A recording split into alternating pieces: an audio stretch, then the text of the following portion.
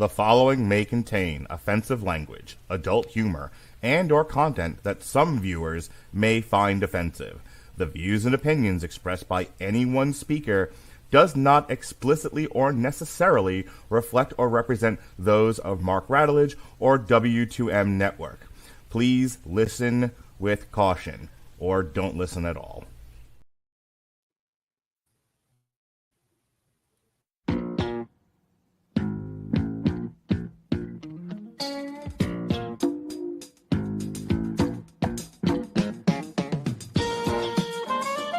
Welcome to On Trial, starring Mark Radulich, also starring Sean Comer. Hope you're ready, Hollywood, because you're on trial.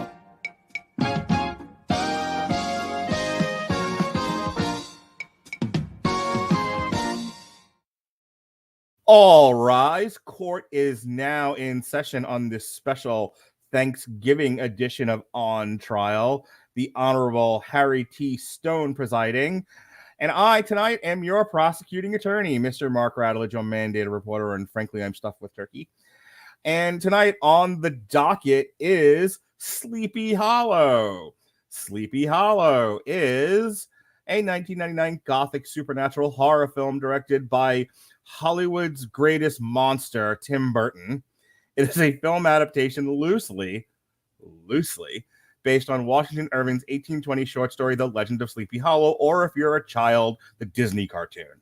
And it stars Tim Burton's hetero life mate, Johnny Depp, and Christina Ricci with Miranda Richardson, Michael Gambon, Casper Van Dien, Christopher Lee, from Where the Culture Comes From, and Jeffrey Jones in supporting roles. So Jeffrey Jones, who you may remember from Howard the Duck.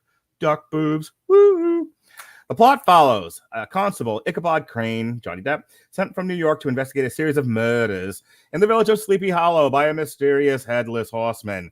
And straight from his role as sexy Beetlejuice, ladies and gentlemen, from Freaky Pictures, Dorian Price. How do you do, sir? Not too bad. How are you doing today? I can't complain. I worked today. Everyone else was off and enjoying their family time. I was trying to make that money because we need money, Dorian. You understand? Yeah, I technically worked this morning, so I understand how you feel completely. I wasn't happy about it either, but I did end up making food. But yeah, to everybody who's out there, happy Thanksgiving.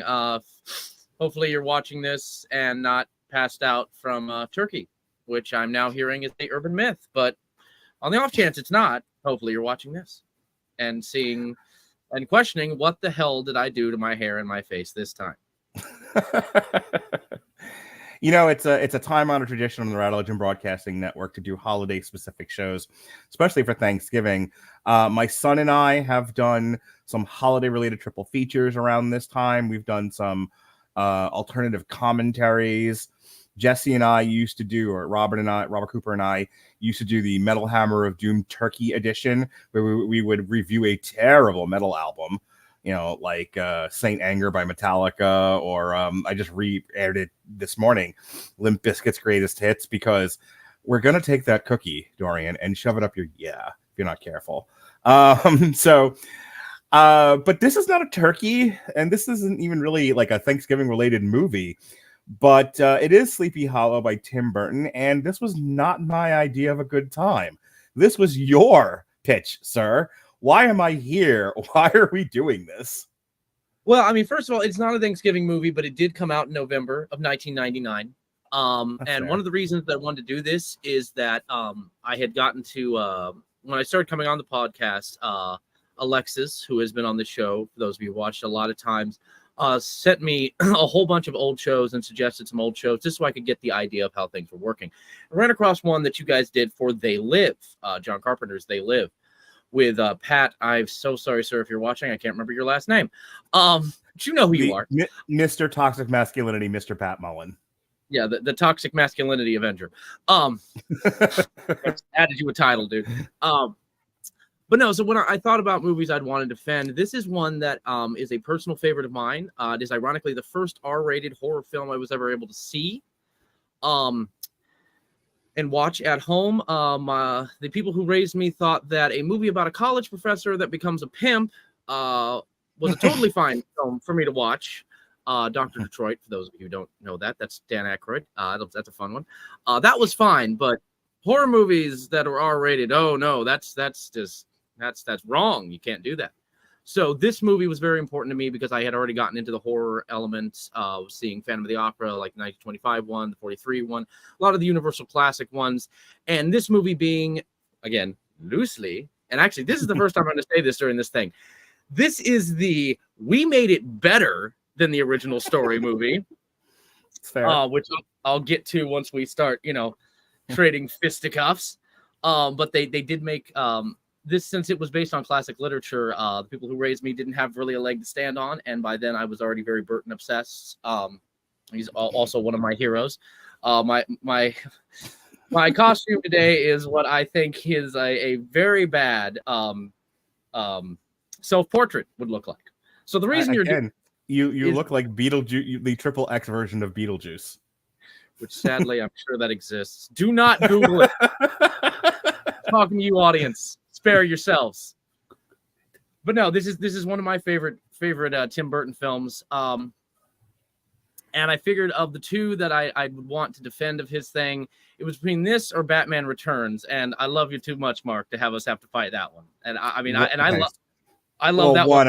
I've already done that one. We did the Burton Batmans years ago on Long Road to Ruin. So, but you're not the first person who has wanted to relitigate some of the movies we did from the Long Road to Ruin era, and I have a hard and fast rule of no, go fuck yourself. I don't want to do it again. I suffered through it once. Yes, boy, did I tear that movie to shreds. I want to talk about Tim Burton for a minute. I don't want to spend too long because I do want to get to the movie. I know you're like chomping at the bit to tell me how wonderful this movie is, and the most part I don't disagree with you. I watched it with my daughter and my son, and my daughter, who has a penchant for the gothic and the horror, really liked it. Like, it's hard to get my kids to. It's easy to get them to go to the movies because I go, get the fuck in the car, and they go, yes, Dad. Yes, Father. They call me Father. So it's easy to get them in the car and go see a movie. We go almost every week. It's a little harder to get them to sit down and watch a movie at home because they've got the TikTok, and they don't stop. So it's a little hard to kind of keep their interest in something that isn't anime. And we just happened to be home this past week, and I said, hey, I'm going to watch this movie while we're waiting for dinner to get made. And my daughter snuggled up next to me, and she was like, oh, Tim Burton, gothic, horror, Johnny Depp, this looks great. And she sat and she watched the whole movie, and she really loved it. So I don't have a strong prosecutory argument, but I do have some criticisms, as I always do. But I made a halfway to your daughter for liking the movie. I will let her know that she has your approval. She'll be thrilled. But I half joked about Tim Burton being a monster, and I do want to just spend a few minutes talking about Tim Burton because this movie it's got Tim Burton all over it. And not the least of which, it's got Johnny Depp, who's in a bunch of his films, hence that joke that I made. But Tim Burton, I'm a child of the 80s and 90s, and I grew up in my teenagerhood and my 20s in the goth industrial culture. So I knew all the kids ever who liked Tim Burton. Tim Burton spoke to those kids. A lot of black, a lot of creepy imagery, a lot of wild, what's the dude's name from The Cure? Hair. Robert Smith. Robert Smith. Yes, it was Friday, and he was in love, Dorian. Don't you understand? So there was a lot of that. Yeah, I am too. I can't give him too much shit. People gravitated towards Tim Burton, and whether you liked his stuff or not, he definitely had. It's funny. This kind of goes to part of my craft review. I'm going to throw this at you. One of the things my daughter and I talked about, because she asked me what I thought of the movie when it was over, and I said, Tim Burton typically has a lot of sizzle, not a lot of steak. He's high on aesthetic. He's high on visual vision. He's high on the general look and feel of a film. But I don't know how much his movies have anything to say. I don't know beyond sort of set design and aesthetic if there's a tremendous amount of competency to his movies. I think he gets by on people like the look of it, but no one asks a lot of questions, and so no one stops to think, is this movie any good? And then he gets people like Johnny Depp, and Johnny Depp is an interesting actor. I don't know if he's always good, but he does a lot of fun things on camera that at first blush make people think he's a good actor. But when he's really just doing a Ministry of Silly Walks, or, so funny. I love the story of him in Pirates of the Caribbean where he's like, I want to wear, prosthetics and I want to have ugly teeth. And the studio's like, no, stupid. You're a handsome man. Stop ugling yourself up.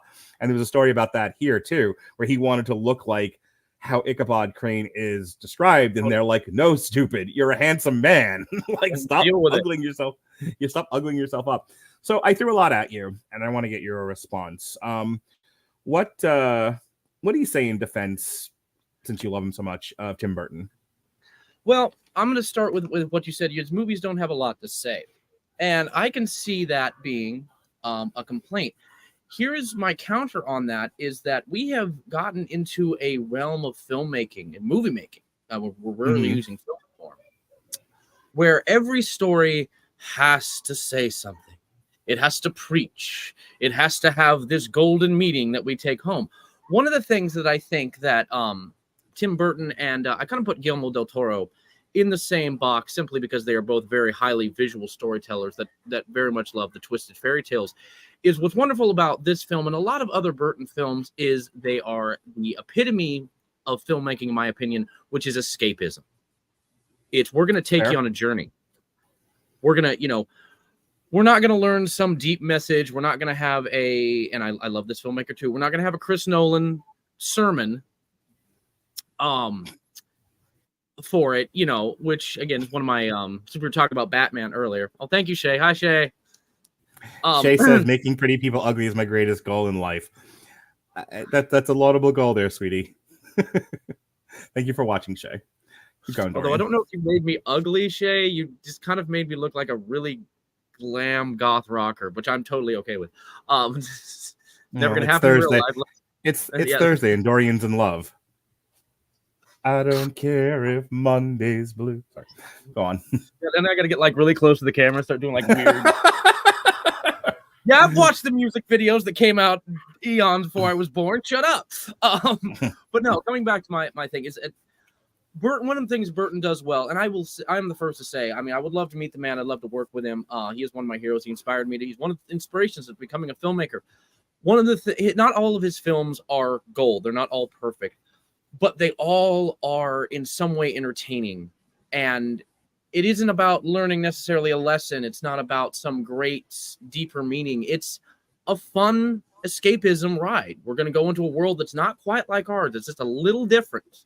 And we're going to have a good time for an hour and a half. You get to escape all the hell that's going on outside the theater doors. And we're going to transport you to this world. Sit back, have fun, hopefully have some laughs, a few screams. And we did our job.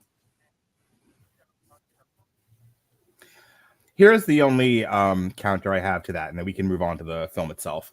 Mm-hmm. I don't want to live in a world without Tim Burton. I think Tim Burton has a very unique style that the film world would sorely miss him if he were gone. And I don't certainly want to take away a director, a creator who has brought so many people such joy. Obviously, he speaks to a lot of people. He's very successful. And that's really not my issue. My issue is everyone takes the wrong lessons from Tim Burton. Because you're not wrong. And that's why I can't really argue with your defense as such when you're saying it's not that he's Scorsese. It's not that he's, speaking to the nature of man as such. He is creating this fantasy world for us to escape to. And that is sometimes all film needs to be, is a place for you to go to get out of the humdrum of your life. And I understand that. The problem is everyone then kind of looks at Tim Burton and goes, I want to do that too. And very few people are as talented as him that they can get away with it. So what ends up happening is you end up having a lot of imitation that is shallow, pedantic, and frankly uninteresting. And that's I kind of look back at him and go, "What fresh hell hath thou wrought, Tim Burton? You did a nice thing, but then 20 other people try to do what you did, and they're not nearly as good." And then we get this like swath of film that's just garbage. And I look back and I go, "This is your fault, Tim Burton. You caused this." Well, a brief objection. Yes, A very brief objection here is that every filmmaker, and hopefully myself as well, wants to inspire the next generation to get behind, or not even next generation. Like, you're a little bit older than I am, but only by a little bit. So it's like if you had never met me on this podcast and I had done films and my visual style inspired you to be like, you know what, I'm getting behind that camera, then great. That's the dream, is that we all find that creative outlet. Now, I agree that a lot of people wanted to become Tim Burton copycats. When I was a little child and doing movies in my backyard, trust me, I was doing the same thing. Right. Although I was 5 at the time, so there's a little bit of an excuse. But I think, and it's the same thing with any director. It happens with Chris Nolan. It happened with Stanley Kubrick. Actually with Chris Nolan kind of did try to copy Stanley Kubrick. So I object to the fact that it's Tim Burton's fault. I think that he is such a unique and brilliant artist that flame kind of brings all the moths, and only a few of those moths are black and cool. Okay. I'll tell you, Tim Burton brought us Edward Scissorhands, a movie I haven't actually never seen, but really? Yeah, I've never seen it. I would deeply recommend it. I know it's not what we're talking about, and I'm not going to go into why you should go see it, but I deeply recommend it. It is a beautiful retelling. Not retelling. Strike that. I want that. I'd like that stricken from the record, please. Record. Is someone supposed to be writing this down? I love that you're playing into the gimmick. This is great. This is so much fun for me. You're good. I actually had a whole bunch of notes until I went back and watched an old On Trial, and I was like, okay, I need to take this down 15 notches. Dorian walks in with charts and graphs and this represents 50% of the population, and this represents 50% of the population. All right, easy does it. It's a podcast. We're sitting here. We're not getting paid for this. Calm your shit. Edward Scissorhands is an amalgamation of a beautiful, dark, romantic fairy tale, and it is done very, very well. It has elements of Frankenstein in it, and many other things. It's also one of Vincent Price's last performances, and even if what little he is, he's fantastic in it. But yes, it's a great film. Go watch it. I mean, not right now because we're doing this. But, sure, thanks. Afterwards. I'm going to go right into, I'm going to pitch you over to do the production notes for Sleepy Hollow. But I think what my hesitation, and it's not that you made bad arguments, you made very good arguments. And I am more or less convinced by what you're saying, but I think my only holdout is you get a guy like who makes an Edward Scissorhands, and then 20 other people try to make Edward Scissorhands, and they don't know why it's a red word, Scissorhands, is resonating with people, and instead they make a guy running around with scissors, and it's like, come on. And that pains me, Dorian. It's the old, we talk about this on Damn You Hollywood. It's not that you tilted the camera, but why do you tilt the camera? If you're going to make these sort of gothic horror, gothic love stories, know why they're you're the audience it's speaking to, know why it's resonating with them, not do a copy of what you already saw that worked, because this is how we get movies that miss the point. And that's my great frustration. And I absolutely agree with you on that. I don't feel like it's Tim's fault or this movie's fault, but it is for every action there was an equal and opposite reaction. And in the culture we live in, it's inevitable, especially with tell me about Sleepy Hollow. How do we get this movie made? Okay, Sleepy Hollow starts off, and I'm gonna give me just a second. I want to pull up some notes because I don't want to screw up some of these people's names, because they're all professional people, and I don't want to be a dick. So 1993, Kevin Yeager, who is a makeup effects designer, he had started directing episodes of Tales from the Crypt, and he'd also been a very big fan when he was a child of the Washington Irving short story, The Legend of Sleepy Hollow. So he wants to turn it into a feature film. He wants to make the full movie. So he talks to Andrew Kevin Walker, who has written a whole bunch of movies, and going into them would take far too much time. But they worked in the film treatment, and they started changing some things right off the bat.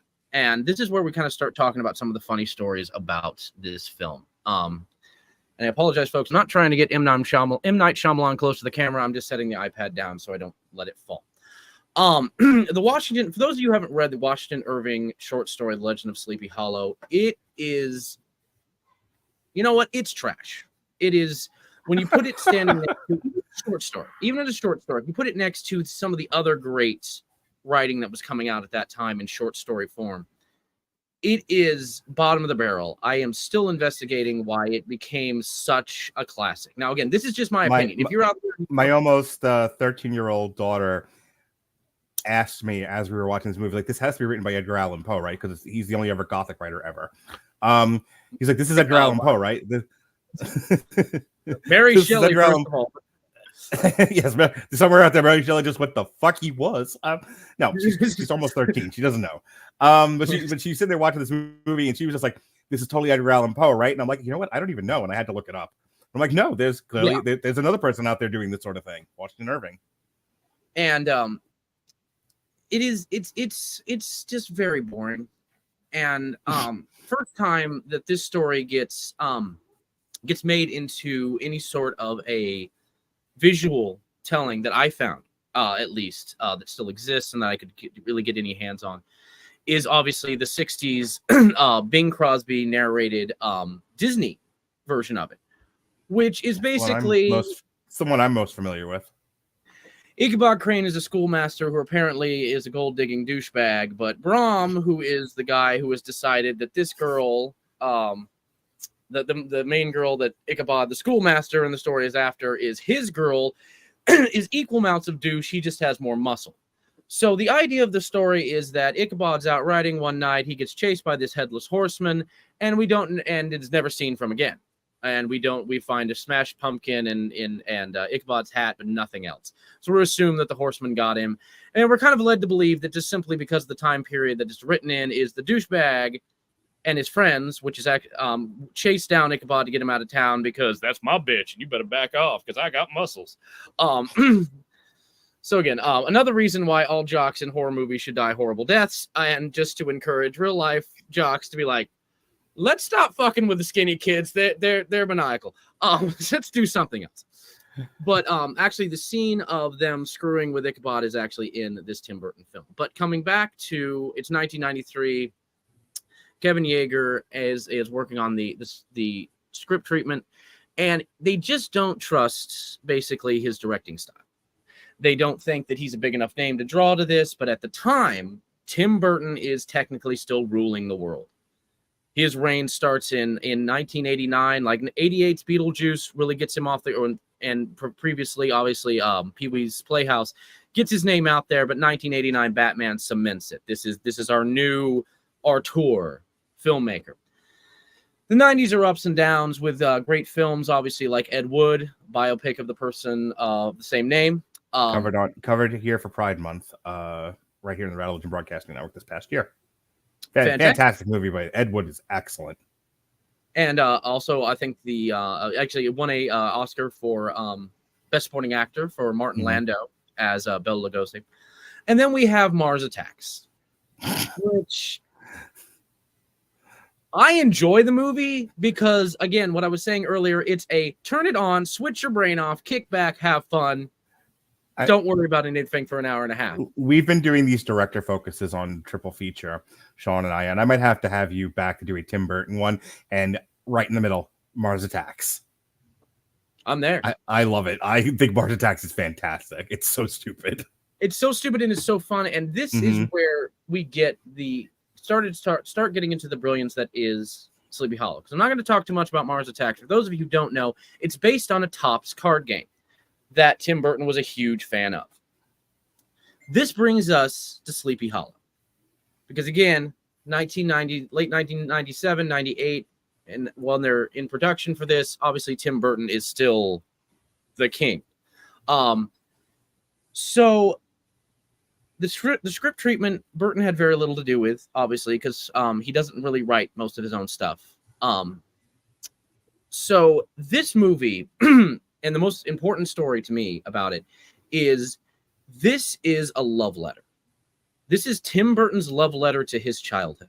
And what I mean by that is go back and watch this film after you're done here. Or pause the movie here, or pause this here in a second, go watch it and then come back. We'll be here. Well, maybe not that long, but this is a love letter to the late 1950s and 60s Hammer horror films. Case in point, two big actors. Thank you. Going. I'm just gonna do the rest of my rest of my argument in Mars voice. That works for me. Subtitle it later. But even some of the actors in this are Hammer alumni. First and foremost, obviously Christopher Lee, most well known for playing Dracula in several Hammer horror films. He also played the Frankenstein monster. He also played the Mummy. He was a Hammer alum.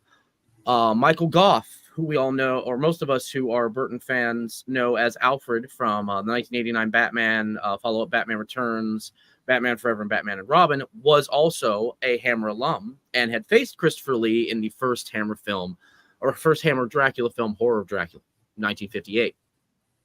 So you can tell just by the casting alone that he was a huge Hammer fan.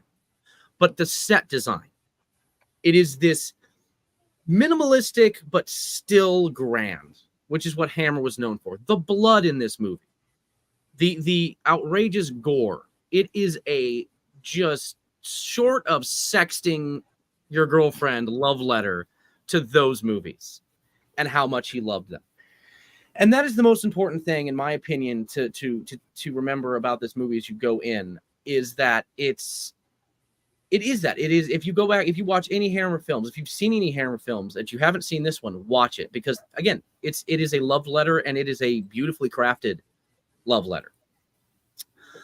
As we with the changes of the script are obviously numerous. It makes it much longer. There's more of a mystery involved in it that starts off very much as a whodunit and then becomes a supernatural whodunit. But the biggest change was obviously Ichabod Crane himself. Ichabod Crane in the original story is very long-nosed and very lanky. In fact, Batman creators Bob Kane and Bill Finger took the last name Crane for the Batman character of Scarecrow, because Scarecrow being so skinny and lanky. That was from Washington Irving's. They took directly from Washington Irving's story. But in this case, Ichabod Crane is not a schoolmaster. He is not long-nosed. He is the still very, very dapper and sweet, quiet bad boy Johnny Depp. In this case, foppish. Yeah, we're getting there. But he is a police inspector who is a absolute coward and has a very weak stomach, and he faints a lot in this movie. Oh, don't get ahead of me. Oi, do I have some things to say about that? I do too. I'm ready. So this is this is kind of when everybody started to realize that Tim Burton and Johnny Depp were going to be a continual thing, because Edward Scissorhands, okay, he's still young, he's still getting roles. Okay, fine. Ed Wood, okay, looks enough like the guy. That's fair. This was the one that's like, okay, this is going to be a thing for a while. And as much people give him, technically, Lex H, it is, technically makeup to accentuate the lips and make them look more drawn. I was trying to go for a Tim Burton drawing look. So in a way, yes, you're right. I am wearing lipstick and proud. What was I saying? This is all planned by you, Mark, to send her in there to throw me off. But there are obviously a lot of changes to the script, and in this case, obviously he's very foppish, he's very cowardly, which creates a good juxtaposition. Sorry, now I remember where I was going. People give the whole Tim Burton cast Johnny Depp and Helena Bonham Carter and everything a lot of crap, but if you go back to the 40s as well, in the 50s, a director named John Ford, for one, was known for using the same crew and the same actors, which a lot of times included Western star John Wayne. And coming from a film student point of view, if you find a cast that is broad enough that they can tackle several characters and you can trust to get the performance you want out of them every time, it's not necessarily a bad thing. At the same time, I do disagree with, okay, every single leading role, like you couldn't put Johnny in the back of one of these. I mean, I love him too, man. I get it. But, you know. Can I tell you how disappointed my daughter was that Christina Ricci was not Helena Bonham Carter? She was like, she's like, oh, it's a Tim Burton movie. It has to have, I'm like, she's almost 13. Even she knows. It has to have Johnny Depp, and she called her Beatrix because Harry Potter. Bellatrix, yeah. And I'm just like, nope, this is Christina Ricci. And she's like, dang it. Like, wait, what was she not? What was she off that day? Why? Young Miss Radulich. Helena Bonham Carter and Tim Burton wouldn't meet for another 3 years on I think this preceded their getting together. They met on Planet of the Apes, which hey, another movie we did an on trial for. Yeah, even I can't back him on that one. Even I'm like, buddy. That Sean and I had a fist fight over who was going to prosecute that one because that was the easy part. You could have probably called Tim Burton and he would have prosecuted it. I'm sorry, guys. It sounded like a great idea. I love the movie. Tim Burton, your Planet of the Apes is hanging out. Hide your shame. Right. All right. Anything else before we move on? I think that's about it. I'll just again wrap up with this is Burton I don't believe had said his term, because I don't think he technically coined it, but he gets the credit for it. The term reimagining. Mm-hmm. This is, in my opinion, one of the most perfect upgrades from a written story to film. There have been others. Case in point, Stephen King's 1408. Short story is a mess. Movies, actually really good. This movie is 1,000 times, even with all of its failings, because there is no such thing as a perfect movie. With all of its failings, this is an enjoyable, fun, gothic mystery, gothic horror story, which actually was going to start out, and this is my last bit. One of the reasons Kevin Yeager was pushed from the director's chair is he wanted it to be a full-on slasher film. And they went, no. The 80s is long dead. Have you seen how slasher movies have done in the 90s? And you ask things it's going to go better. Okay, you just go sit over there and do the makeup, which is exactly what he did. He actually stayed on doing the makeup for the film. The only other, I'm trying to make sure I got my notes here. Sorry, there is a couple other things. Of Harry Potter fans, but Michael Gambon is the lead of the town. He's kind of the town leader. Most of you know him as Dumbledore. That's another one for you, young Miss Radulich, Harry Potter fan out there. Oh, she recognized him. She recognized Dumbledore and the uncle. Yes. And yes, the town provost is Uncle Vernon from Harry Potter. So it is very much a Harry Potter reunion. The town doctor is Ian McDiarmid, none other than Emperor Palpatine himself. I already talked about Michael Goff. I thought it was funny that you said Jeffrey Jones, who you'll remember from Howard the Duck, which, yes, I do. But you didn't go Beetlejuice. I was like, it's even a Burton. Because fuck Beetlejuice. That's why. Howard the Duck, man. I hate that movie so much. Tune in next time to watch Mark and Dorian fight over Howard the Duck. My kids and I insisted we do a commentary track for Howard the Duck because I guess there was a conversation had at a dinner that I was not present for about duck boobs, and they went, "What?" So we did. We did the entire duck boobs. Woo! So we did the entire commentary track just so my kids could see duck boobs. But yeah, the last notable member of the cast, obviously Christina Ricci, still very, very much in demand after her role as Wednesday Addams. She gets to be blonde here, which go blondes. I'm just saying, blondes are the best. It has nothing to do with the movie. That's just a personal addition. But one of the things that people miss is that Ray Park, who a lot of people really only know as Darth Maul, does all of the sword work stunts as the Headless Horseman. And he was doing this. He was filming his parts in this directly after he had finished his parts for Darth Maul in Episode 1, because both movies would come out the same year, just several months apart. All right. That's it. So before I make my opening remarks and prosecute this movie, let me say the plot. I'm not going to read the plot because I have found that it kills the podcast dead. But we have Johnny Depp, and he is living on the eve of the 19th century. It is the year of our Lord, 1799. And in colonial New York, they love the Jesus. They are fond of religion. And Johnny Depp's like, but science. And they were like, which? Like, all right, take it easy. No, Johnny Depp is like, hey, let's do some things that would help us solve crimes. It's sort of early forensic science. And they go, how about you go to upstate New York, Sleepy Hollow, and, peddle your witchy wares there. And so he is exiled and sent to solve a series of murders happening in Sleepy Hollow. And much like the Crucible, there's a plausible explanation that this is being done to rob someone of their inheritance. But lo and behold, while that may have been the case, it is in fact being done by a supernatural being of sorts, the Headless Horseman.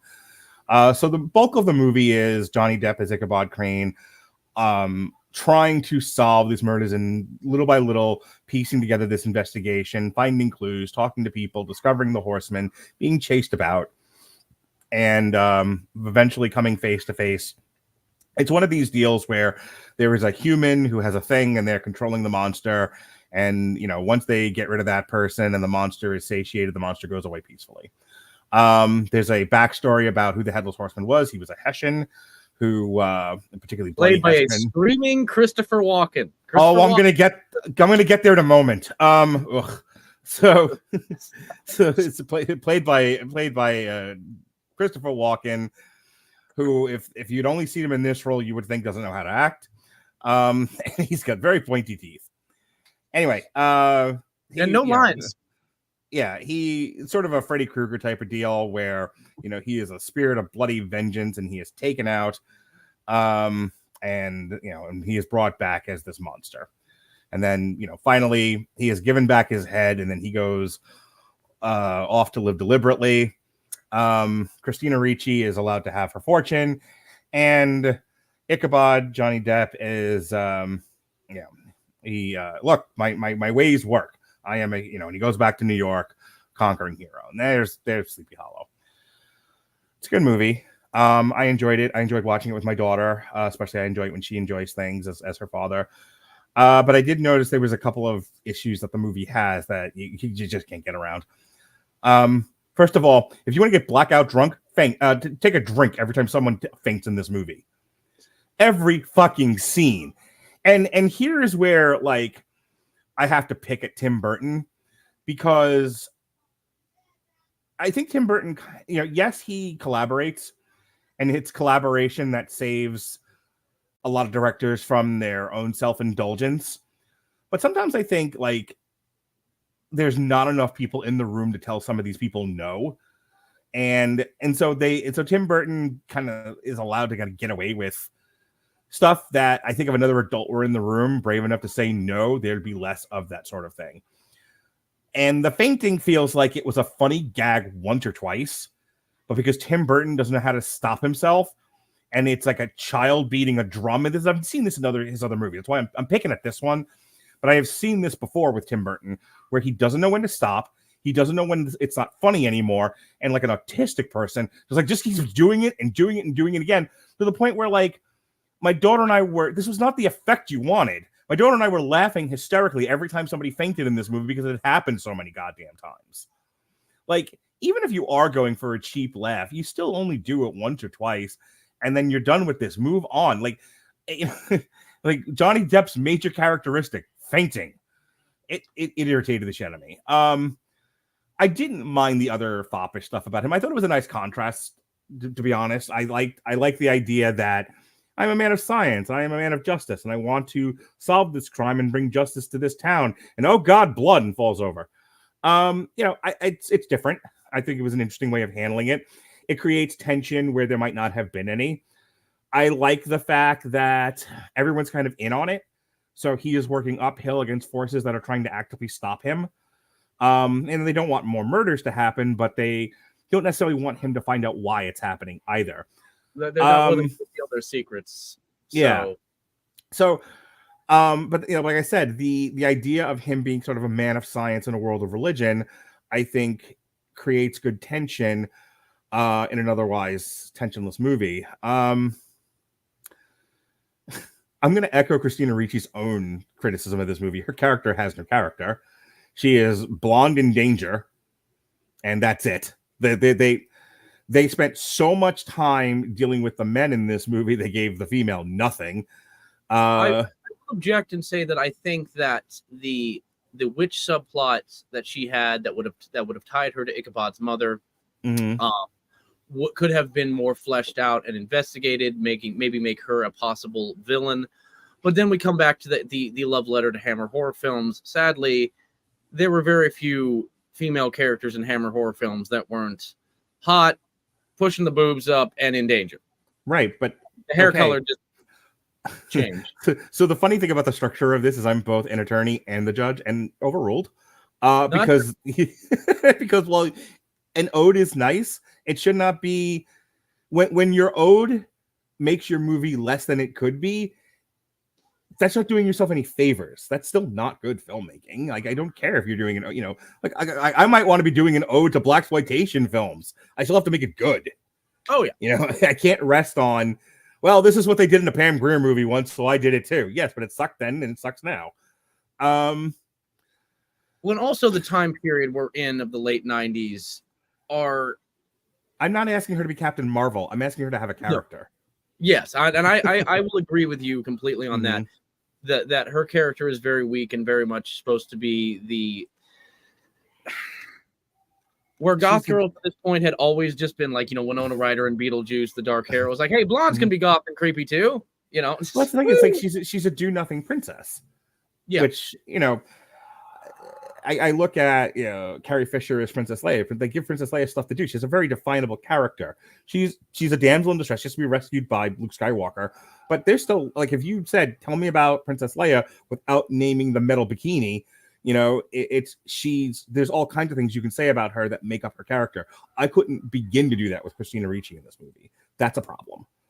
And again, I think no one cares because everyone's focused on Johnny Depp falling all over the place.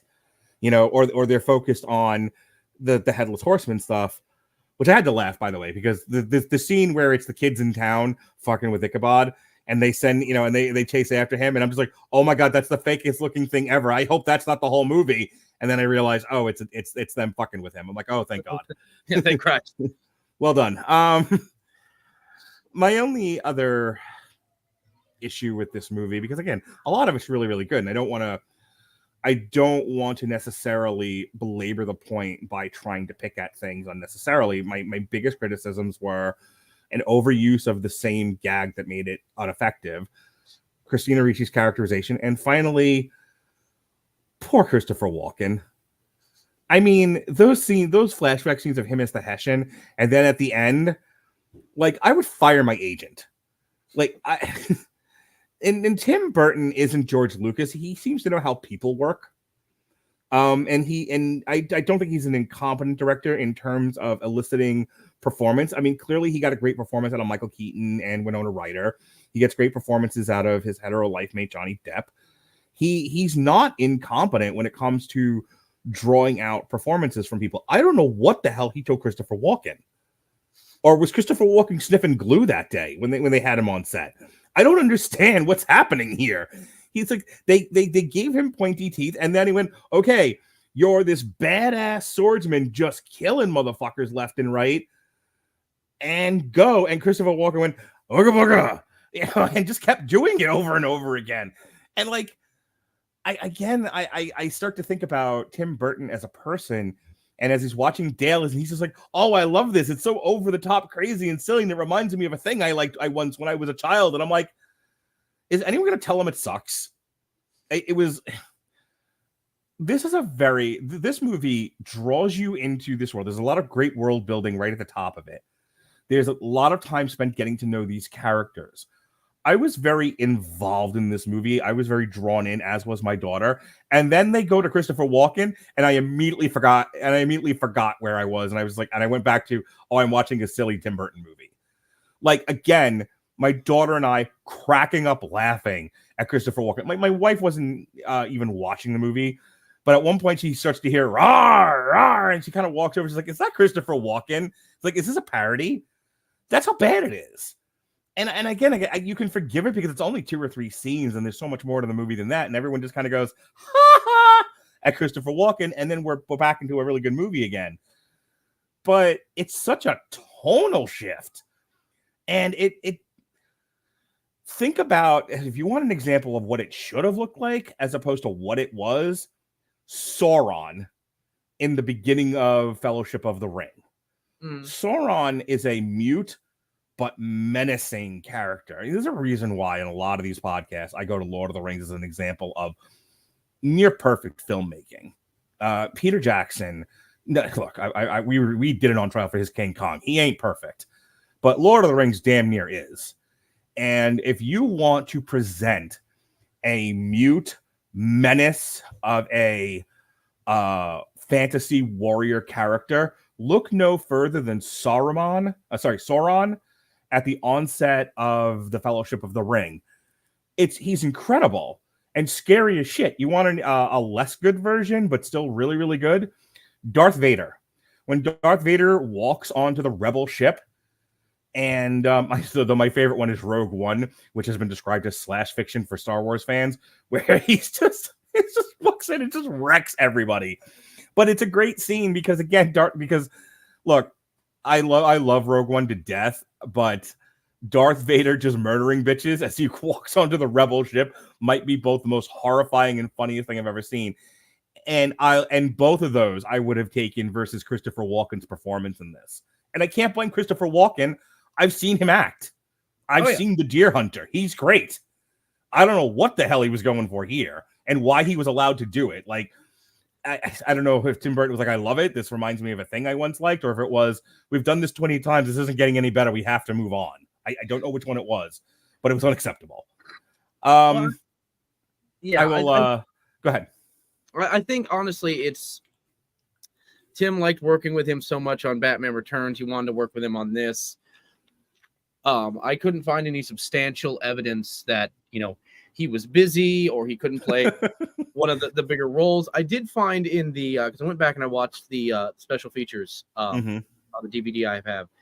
And the reason that he screamed is that there were originally lines, but for some reason, Walken couldn't get past his New York accent, and he didn't want the horseman.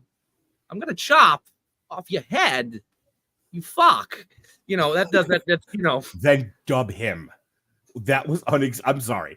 If I'm watching dailies of that performance, we're reshooting those scenes, or we're taking out the roar like a dungeon dragon.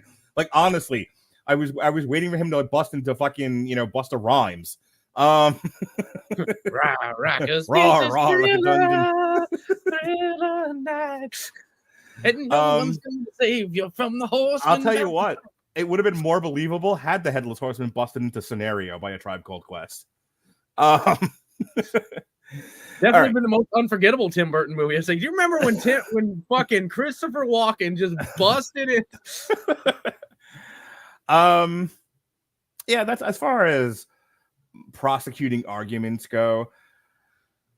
I would allege that Sleepy Hollow is mostly a perfectly good, entertaining movie. I think it accomplishes what Tim Burton set out to do, but it has a little too many of the Burton-y self-indulgences that rub me the wrong way. And I will tell you, most people overlook it because they just love him so, and he speaks to them, in a way that most directors don't. But I am not so easily swayed by something that appeals to my personal sensibilities. I look at it objectively and go, nope, you're not touching the ball in certain instances here. You're striking out, pal. This needed a little more collaboration, a little more work. And in many points I will agree. I will say again, I will agree that Christopher Walken, what was happening. Again, I get a laugh out of it, so I mean, it really doesn't bug me. And oh, hang on, my last note, and then I'm gonna full on let you do your defense. I understand this was probably what they were going for, but this is a personal thing. I didn't love how washed out this movie was. This, I mean, it's not quite Polar Bear in a Snowstorm, but it's a little washed out, almost like they were using like a filter on the camera. It's a little too black and white for what is not supposed to be a black and white movie. I mean, Johnny Depp is not a ghost, but he could not be more pale for some strange reason, and I don't know why.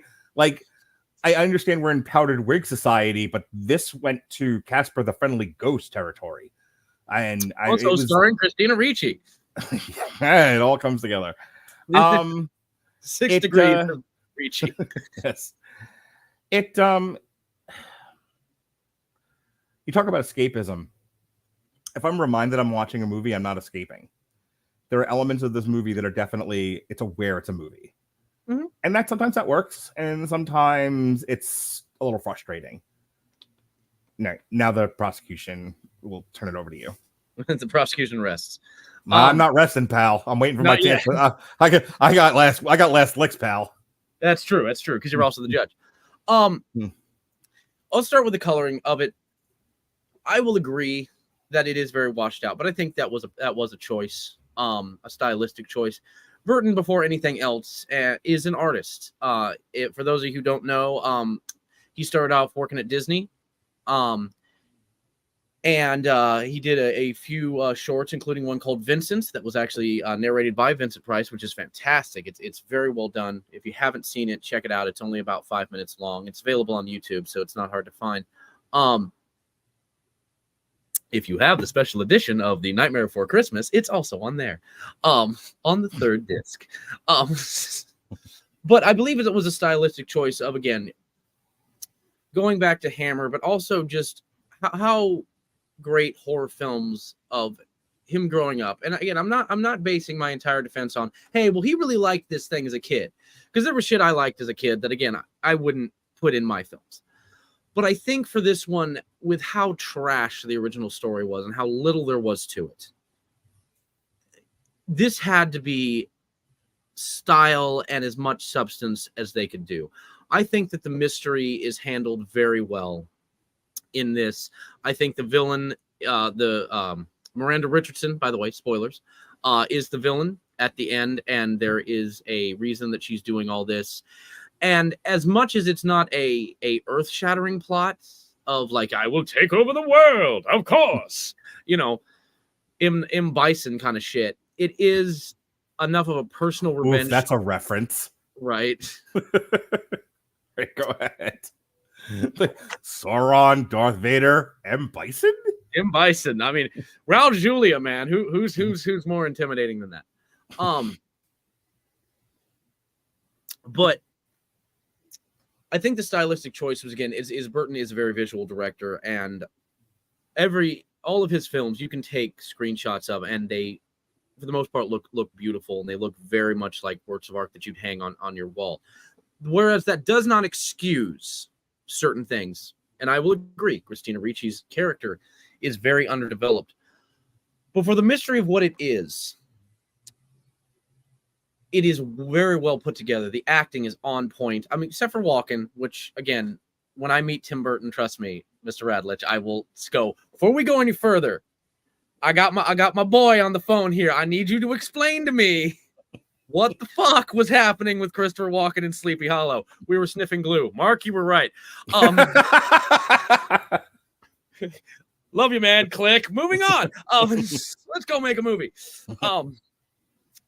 But overall, it is an extremely entertaining movie.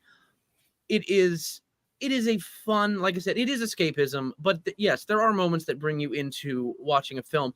But here's one of the things that changes it, is that you and I are incorrectly placed in certain ways to judge this because we do film analysis. You've been a film lover since, I'm assuming, you were a small child. So have I. I'm a film student. Our we enjoy films more when we can pick them apart, even if, again, you were talking about Lord of the Rings being beautiful. It's near perfect filmmaking, but there's stuff in there that you can pick apart too, and you can poke and bitch at. This movie was not made, in my opinion, to try to gain any awards. It was made by a director who very much loved the aesthetic, very much wanted to tell a fun mystery gothic story, and at the same time be able to homage and write a love letter to something he loved as a child.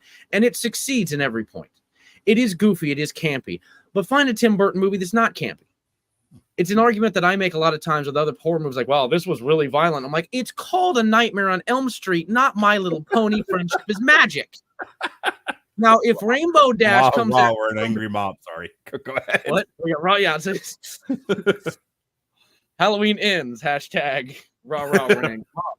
Yes. But again, it's like, again, if My Little Pony comes out with Rainbow Dash with a fork in her hoof, I'm still going to watch it to find out where they're going.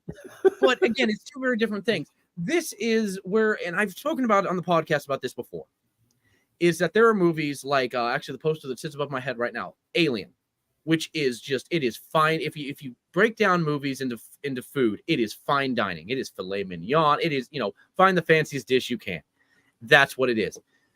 You also have movies like Friday the 13th, which is macaroni and cheese, pizza, and mashed potatoes. It's probably not good for you, but it'll fill you up and it's fine. Sleepy Hollow rests in a very middle ground where it is not prime. No. I see you and no. Sorry, if the rule, Dorian, as you know, is that if you're going to respond to the thing on screen, you have to read the thing on screen. Shay Wall has commented in. Sorry, I actually did not know that rule. I still need that handbook. The Cupcakes Creepypasta would like to join this chat. And for those of you who just joined us, they're saying that because I mentioned My Little Pony with Rainbow Dash with a fork in her hoof coming at the other characters. But Sleepy Hollow rests in this beautiful kind of cradle that it is not filet mignon, but it's also not trash either. It's well made, it's well acted, it's fun. Yes, Christina Ricci doesn't have much character other than blonde and in danger. But for this movie, I don't think that she really needed to. That wasn't the point. The point of this movie, to be honest, is the story of Ichabod Crane. And he does have a really great character arc, and the fainting is part of it.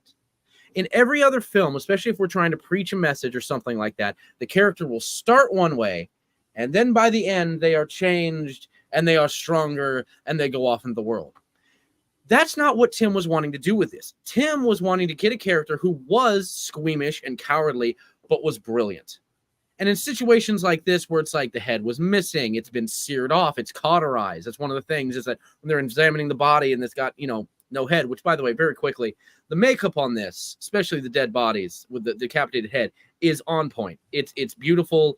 It's not ultra realistic, but it is visually stunning. But so Ichabod has to deal with the fact that though he is a coward, he has to overcome that. And even more than that, he has to really go back and become a broader-minded person. There is a whole subplot of his mother being a witch, or he says child of the forest, I believe, is the exact line.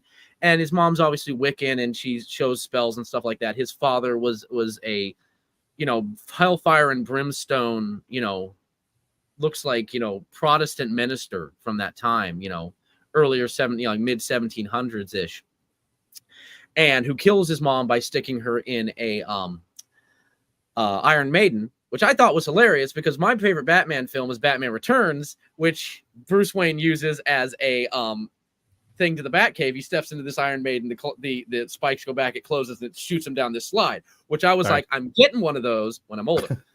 But so it's like, so one of my favorite lines from Bill and Ted, put them in the Iron Maiden. Excellent. Execute them. Bogus. But so Ichabod is it's obvious that his mother died at a young age. We see that, and that his father tried to beat religion into him. So instead of going with either the very stuffy religion or the beauty of like kind of the Wiccan And they never nailed down what it is. So if it's not Wiccan, I apologize if I'm insulting anyone. But instead of going with either, he goes down the middle path of just science. This is it. This shit doesn't exist. This shit doesn't exist. And his character arc in interacting with Katrina, who is a witch of herself, but more of a white witch, and dealing with all this supernatural stuff, is that he regains some of that beauty of the magic his mother showed to him. And that to me is his character arc. This is his story. Katrina does need to be more than just a love interest, because even at the end, those of you old musical fans, there's a line when they're exiting the coach, and Johnny Depp's sidekick, his Robin, if you will, in this film is a character named Young Masbeth. And I do not remember the actor's name, but he's kind of the more straight man to Johnny Depp's fainting fop. There's a really wonderful moment where Depp has got his courage up, and he knows what he's going to do. He's like, I will be going into the Western Woods. Who will come with me? And all the other town leaders looking at each other like, you're fucking crazy. And it cuts to the kid going, me? Like, I'm it, I guess. But so at the end, obviously, the Headless Horseman is given his head back. Miranda Richardson is dragged into the tree hell. The tree that actually you see behind me is a portal to hell that allows the horseman to go back and forth. She's drugged into that. Ichabod faints again, which I thought was a really nice touch. It was like, even after all this, he's jumping off carriages, lighting windmills on fire, running his head off. It's like there's still that beautiful coward underneath, and he's just a squeamish guy, and God, we gotta love him. But anyways, coming back to the old musical fans thing, the very end of the movie, they're exiting coach, they're in New York, it's snowing, you can bear that very much Burton black and white motif, and Depp is walking with Ricci, and he turns to Masbeth, who's walking behind them, and he goes, "Don't worry, young Masbeth, you'll soon get your bearings. The Bronx is up and the battery's down, and home is that way," which is a very famous line from a song from New York, New York. New York from On the Town. Yes. Almost said Singing in the Rain. I'm like, right actor, wrong movie. But no, to sum it up, this is a fun Halloween, well, any time of year movie. For me, every day is Halloween. But if Thank you, Al. You're looking for a fun gothic mystery that's gonna give you everything it tells you it's going to, doesn't promise more than it delivers, this is your movie. It is beautifully stunning. It is acted fantastically. It is costumed. The great Colleen Atwood, once again working with Burton and just cracking her knuckles and letting everything fly. The horror and suspense is done beautifully without relying on too many jump scares. I think, if I recall correctly, there's a grand total of 3 in the entire film. Yeah, it wasn't many that I could count. And the special effects keep it campy enough that if you're, let's say you're not a huge horror fan, and I know a lot of my friends, in fact, my mentor, my sensei, who I think is watching right now, hi sensei, is not a huge horror fan. But he enjoys this film because, again, the campiness of it allows it to be more accessible to a regular audience that doesn't like horror, as opposed to something like Nightmare on Elm Street. It pleases the jury. I would like to enter into evidence 2 things. The first is the movie Gung Ho. And I reference Gung Ho. No one remembers this movie except me. Okay. So Gung Ho is about an auto plant that is taken over by the Japanese, and I believe Michael Keaton. Yeah, and what's his name? George Wendt from Cheers. They actually made a sitcom out of this. Did not have Michael Keaton in it. Anyway, in the movie, the Japanese set a really high quota for the amount of cars that they have to build. And everyone freaks the fuck out. These are union workers. It's a story about a clash of cultures between the high intensity, high work Japanese culture and the Pabst Blue Ribbon blue collar workers of America. Therein lies the dramatic tension, especially at a time where we were having a lot of struggles with Japanese culture in this country. And then they gave us anime and they won the war. Anyway, but what's the line from Die Hard? Pearl Harbor didn't work out, so we got you with tape decks. Yes, that's about right. But the line, the bit that I always reference is, and it speaks to settling for less, is when everyone freaks out about the high Japanese quota, Michael Keaton lies, and to kind of keep the peace and keep them working, and he'll figure it out later, he'll fix it in post, is, oh, well, there's a medium quota. And George Wendt, speaking on behalf of the trees, says, okay, well, then we'll just do that one. And Michael Keaton's like, fuck. Like, that's there is no medium quota. What am I going to do? And it's a great frustration I have with film for always wanting to settle for the medium quota. And I think if I'm going to name charges that we're prosecuting Tim Burton for, it's that his movies could be so much more if he pushed himself a little bit, if he were a little more story focused, if he were a little bit more theme focused. I think he could take these sort of junk food movies and keep the escapism, keep the fantasy elements, but make them more substantial. But instead, he kind of settles for a C, C plus. And his fans are like, well, I'm a C plus student. This speaks to me. I'm fine with it. I don't want more than this. And I'm sitting here going, you have the potential to be so much better. And that's my great frustration with this movie, is it comes across as self-satisfied with being great looking, but average in, for lack of a better word, intelligence. And there was potential for it to be more.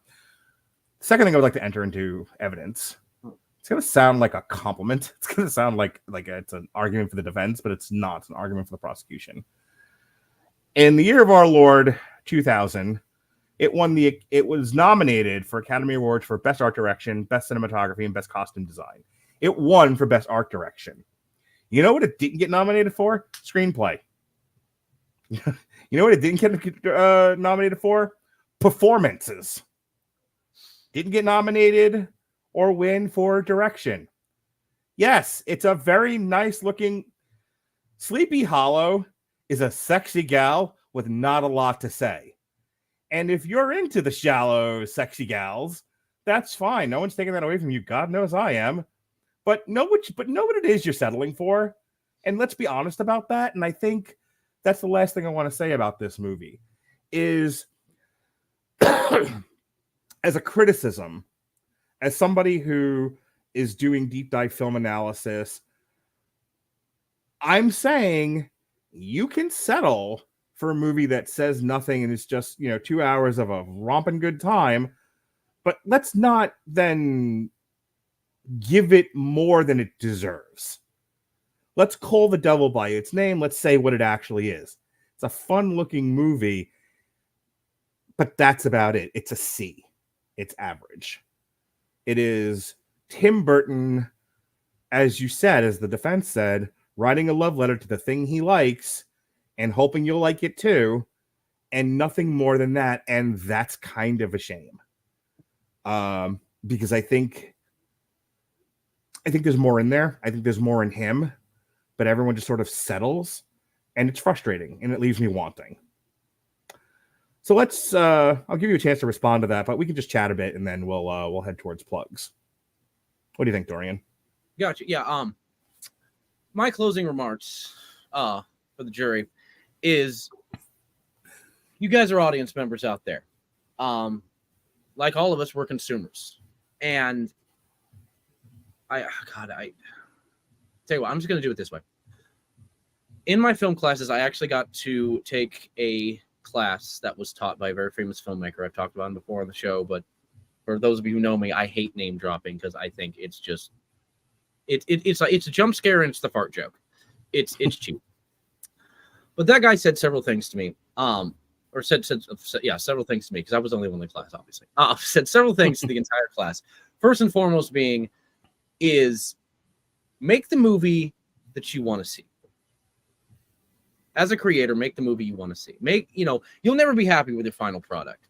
And it's actually kind of brilliant that you brought it up in the way you did, because it segues really quickly in to it. Is this gentleman also said every film that has ever been made, mine, yours, and the future ones, can always be better, because hindsight will always be 20/20. But you have to remember not to try to look for that towards that hindsight of like, what are they going to think 20 years from? What are they going to think 5 years from now? What are they going to think 6 months from now? Is make the story that you want to see. And make this movie that you, as the director, as the writer, whatever, is going to enjoy and be as proud of as possible. You calling it a C, the prosecution calling it a C, I have to disagree with. I would give it a solid B. And here's why. We talked about movies as food before. And I know I've done it on this podcast before. There are days that you don't want to go to a 5-star restaurant, even if you could afford it. You had money flowing out of your ears. The food's just too rich. It's too much to digest. Sometimes it's nice to go to, I'm trying to think of a better example than Applebee's, but because that's not the case. We were with him till he fucking said Applebee. Can I tell you for a second? So when my daughter turned 10, she had just started to develop a taste for steak, and we have a steakhouse here in Tampa called Charlie's. Mm-hmm. And it's a high-end steakhouse. It's a family style. When we took her for her birthday, and I said for her birthday, I want to do something special. She just turned 10, double digits. And I said, I want to take you out for a fancy steak dinner. And we didn't go to the high end because I'm not a millionaire. But I took her to Charlie's. I'd never been there before, and I thought this would be a fun family thing for her and a way to celebrate her 10th birthday. And it was like a $500 steak meal. And so now my son's about to turn 10. He'll be 10 in April. And we said to him, hey, do you want to do like what your sister did? Do you want to have like a fancy meal? And, is there a type of food that you would like to go to a fancy restaurant for to celebrate your 10th birthday? And he was like, yeah, I like seafood. Can we go to Red Lobster? Now, after I finished beating him to death, I said, no, Jonas, Red Lobster does not qualify as fancy. I'm going to stop myself there. We have a nice crowd of people watching tonight, so I'm going to keep the off-color jokes to myself. My friends forgive him. He knows not what he does. Oh, I know exactly what I'm doing, and I'm trying not to do it. But he went Red Lobster, and I'm like, what the fuck? Are you such and such? Like, what he... No! So when you're sitting there like, okay, so what's a step down from fancy? Red Lobster. It hit me right. Because the first thing that popped in my head was Applebee's, and then I thought better of it. And I'm going to go with Smokehouse Barbecue. Sure. That is I don't know if they have them in Tampa. In the Midwest, it's a really nice barbecue place. It's not too fancy, but it's not, throw your trash on the floor kind of a place. And it is always a solid B. You get what you're coming in for. Now, for the audience members out there that have a kid that's, experimenting with goth, and this is a great film to show them. This is again, they'll love it. They'll have a lot of fun with it. If you're somebody who enjoys period pieces that aren't so stuck and rigid on, the exact history, because this is very revisionist. We all know it, and it's fine. And we walked in knowing it. It's an amazing film. If you're just looking for a fun, like if you're first of all, if you're a Tim Burton fan, you're gonna love the movie. There's only like a few on his list that you wouldn't like. Cough, cough, Planet of the Apes, cough, cough, Miss Peregrine's School for Interesting Children, cough, cough. And yes, comments, you can fight me on that one. But overall, this film is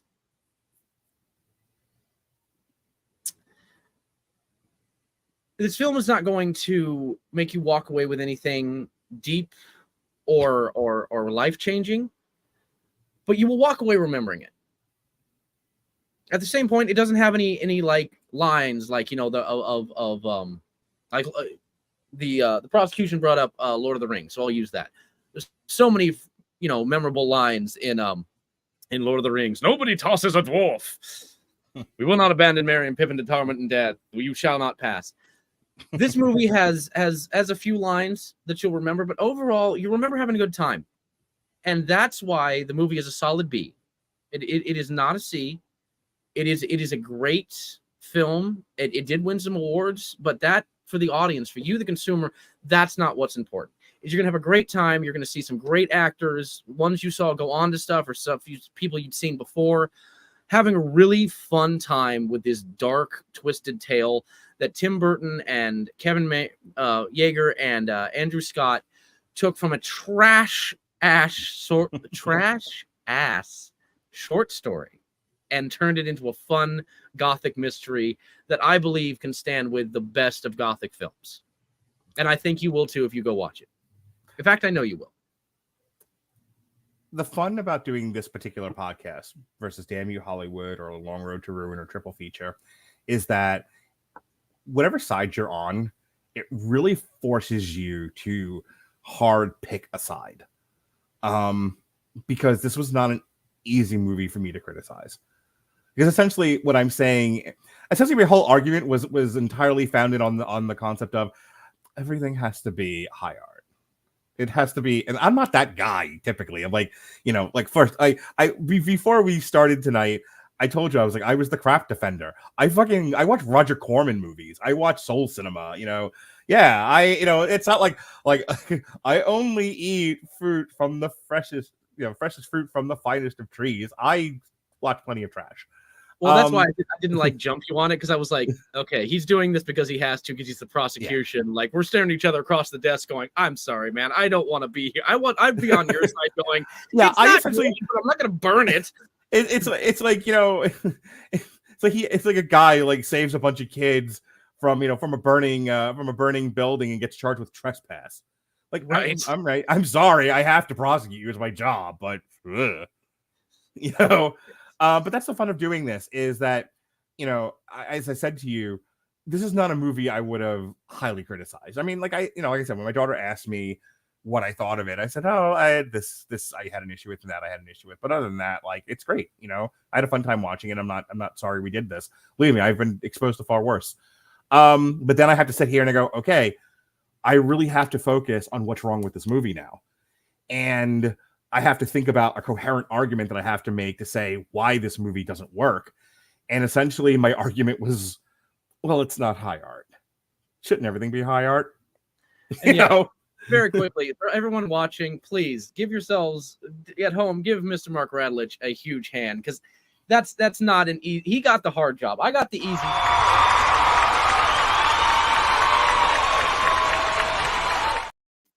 Yeah, give yourself applause. That works. You're talking about Tim Burton being self-indulgent. Objection. Oh, are you kidding me? So, Loki. I could go on. No, it's I got the fun job. I got to be the ever young dreamer who's like, this is great stuff. I mean, it's not amazing. Mm-hmm. But no, you got the tough job on this. So next time, if there's an on trial that I can help for, I'll take the shit job. Yeah, in the course of doing this for the last few years, I had to prosecute Training Day. You talk about a movie I reference a lot. In fact, Robert asked me, he was like, what is your high water mark for overacting? And I went, Denzel Washington in Training Day. King Kong ain't got shit on me. I have been known to say Denzel Washington spends that entire movie smacking his dick into the scenery. Right. He's not doing it. He's trying to make violent love to it. I was going to say, yeah, he is sexually assaulting the scenery and everything that gets in his way. But that was the thing. Like, Training Day got stupidly got nominated for an Oscar. And in fact, I think it won for Denzel Washington won for an Oscar, but it was more like a Lifetime Achievement Award.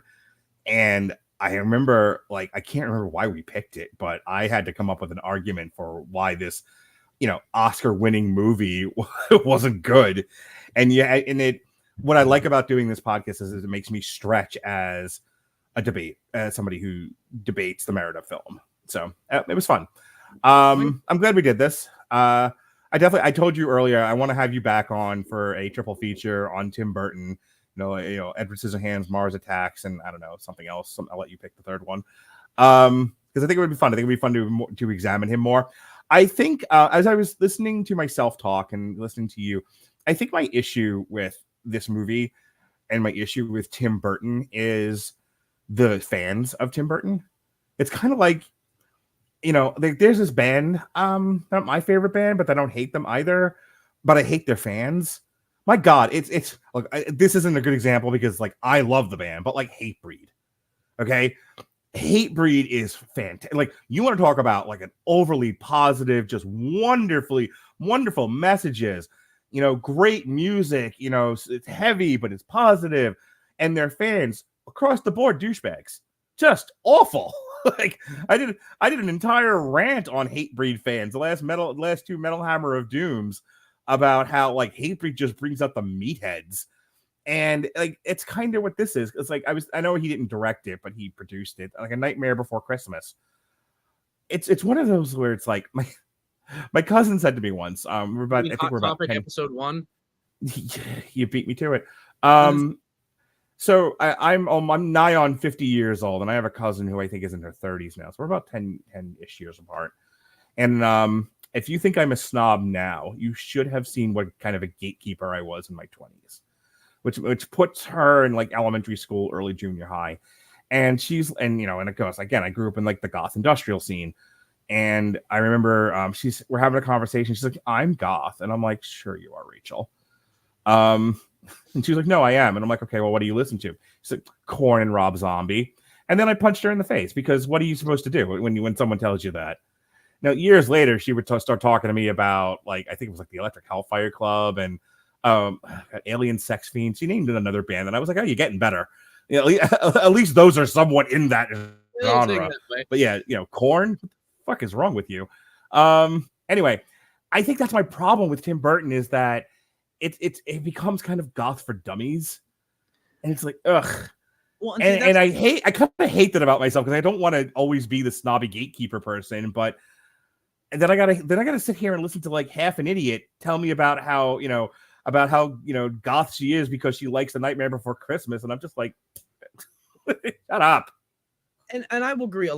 There is a strong group of the Tim Burton fans that have become extra bitches. And it doesn't matter what your gender is. What do you call them? Hot topic goth? That's about right.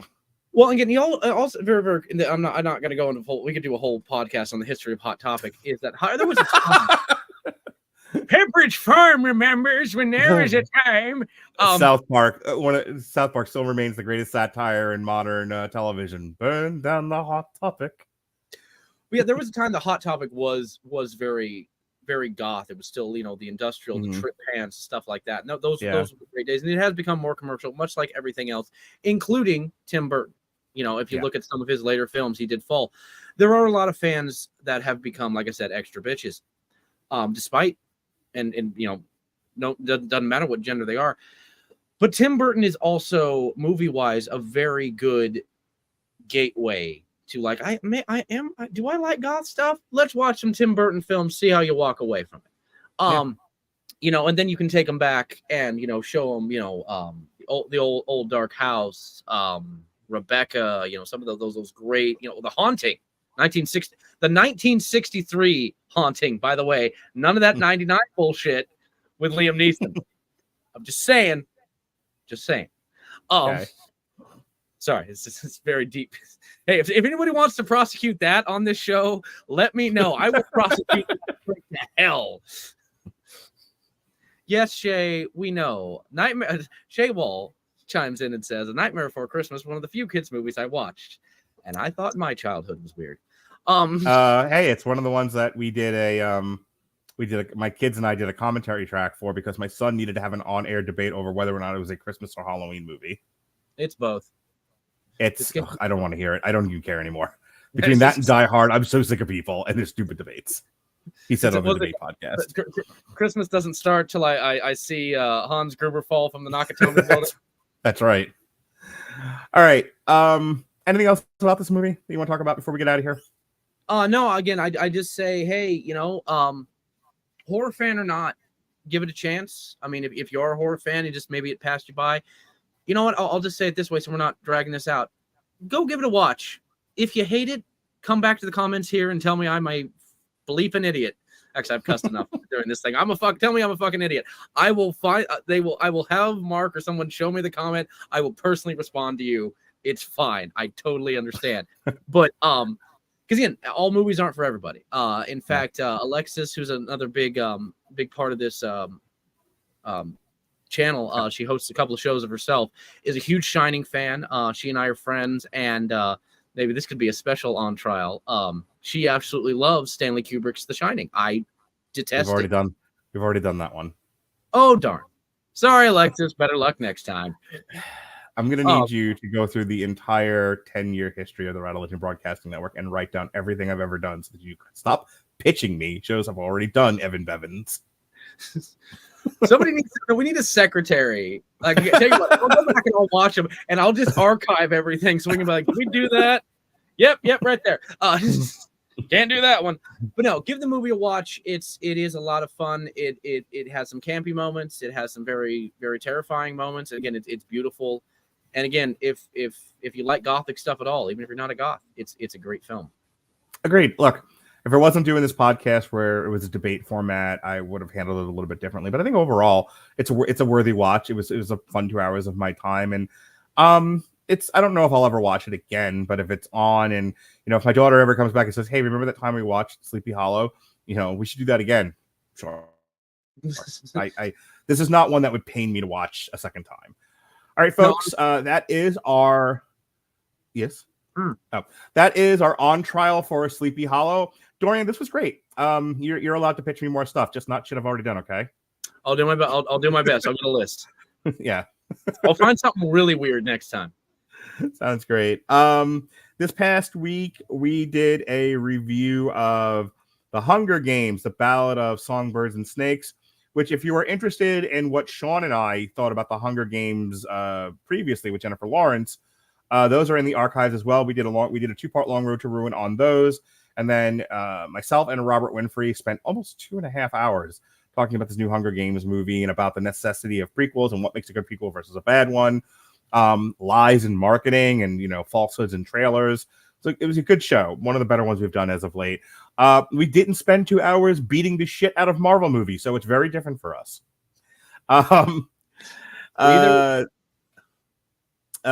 This morning, this Thanksgiving Day, we re-aired our Limp Bizkit Greatest Hits Metal Hammer of Doom. That was a fun one. That was one of our turkey shows.